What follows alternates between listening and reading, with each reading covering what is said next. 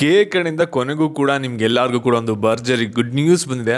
ಈ ಒಂದು update ಕೇಳಾದ್ಮೇಲೆ definitely ನೀವೆಲ್ಲರೂ ಕೂಡ ಖುಷಿ ಪಡೋದಂತೂ ಗ್ಯಾರಂಟಿ. ಯಾಕೆಂದರೆ ಆ ರೀತಿ ಇದೆ ಒಂದು ಅಪ್ಡೇಟು. ಕೆ ಕಡೆಯಿಂದ ಒಂದು ಲೇಟೆಸ್ಟಾಗಿ ಒಂದು ನೋಟಿಫಿಕೇಷನ್ ಬಂದಿದೆ. ಅದ್ರ ಬಗ್ಗೆ ನಿಮಗೆ ಈ ಒಂದು ವಿಡಿಯೋದಲ್ಲಿ ತಿಳಿಸ್ಕೊಡ್ತೀನಿ.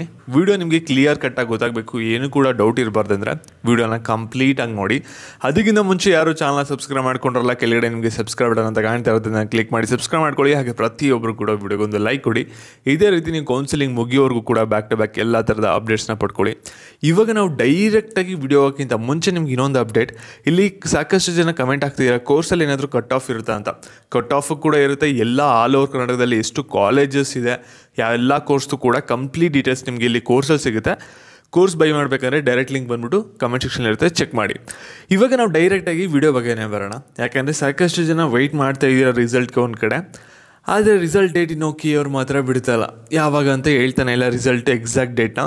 ಅವ್ರು ಹೇಳಿದ್ದೇನೆಂದರೆ ಅಗ್ರಿ ಪ್ರಾಕ್ಟಿಕಲ್ದು ರ್ಯಾಂಕಿಂಗ್ ಬರಬೇಕು ಅಂತ ಹೇಳಿದ್ರು. ಅದು ಕೂಡ ಶಾರ್ಟ್ಲಿ ಬರುತ್ತೆ.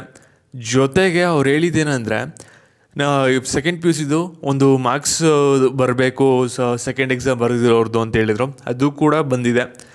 ಇವಾಗ ಕೀ ಅವರೊಂದು ನೋಟಿಫಿಕೇಷನಲ್ಲಿ ಕನ್ಫರ್ಮ್ ಆಗಿ ಹೇಳಿರೋದೇನೆಂದರೆ, ಲೇಟೆಸ್ಟಾಗಿ ಒಂದು ಬಿಟ್ಟಿದ್ದಾರೆ ಒಂದು ನೋಟಿಫಿಕೇಷನು. ಆ ಒಂದು ನೋಟಿಫಿಕೇಷನ್ ಬಂದುಬಿಟ್ಟು ರಿಸಲ್ಟ್ ಬಗ್ಗೆ ಎಲ್ಲ ಇವಾಗಲೇ ಹೇಳ್ತಾ ಇದ್ದೀನಿ.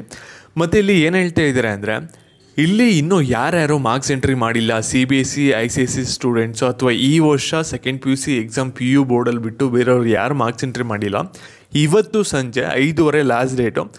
ಅಷ್ಟರಲ್ಲಿ ಮಾರ್ಕ್ಸ್ ಎಂಟ್ರಿ ಮಾಡಿ ಅಂತ ಇನ್ನೊಂದು ಚಾನ್ಸ್ನ ಕೊಟ್ಟಿದ್ದಾರೆ. ಇದು 3ನೇ ಚಾನ್ಸ್ ಆಯಿತು ನಿಮಗೆ. ಯಾರು ಮಾರ್ಕ್ಸ್ ಎಂಟ್ರಿ ಮಾಡಿಲ್ಲ ಅವ್ರಿಗೆ ಬೇಗ ಮಾರ್ಕ್ಸ್ ಎಂಟ್ರಿನ ಮಾಡ್ಕೊಳ್ಳಿ. ಇಲ್ಲಿ ರಿಸಲ್ಟ್ ಬಗ್ಗೆ ನೀವು ಸಾಕಷ್ಟು ಜನ ಕೇಳ್ತೀರಾ, ಅದಕ್ಕೋಸ್ಕರ ಇಲ್ಲೇ ಇನ್ನೊಂದ್ಸಲ ಹೇಳ್ಬಿಡ್ತೀನಿ. ಇಲ್ಲಿ ನೋಡಿ, ರಿಸಲ್ಟ್ ಬಗ್ಗೆ ನಿಮಗೆ ಎಕ್ಸಾಕ್ಟಾಗಿ ಇನ್ಫಾರ್ಮೇಷನ್ ಬಂದ್ಬಿಟ್ಟು ನಾಳೆ ಅಂದರೆ 29th ಗೊತ್ತಾಗುತ್ತೆ. ಯಾಕೆಂದರೆ 30ನೇ ತಾರೀಕು ರಿಸಲ್ಟ್ ಬರೋ ಚಾನ್ಸಸ್ ಇದೆ.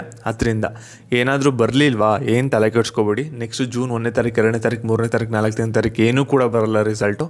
ನೆಕ್ಸ್ಟು 5ರಿಂದ 6ನೇ ತಾರೀಕಲ್ಲಿ ಯಾವಾಗಾರ ಬರ್ಬೋದು. ಆವಾಗ ನೀವು ವೆಯ್ಟ್ ಮಾಡಬೇಕಾಗುತ್ತೆ. ತಲೆ ಕೆಡಿಸ್ಕೋಬೇಡಿ.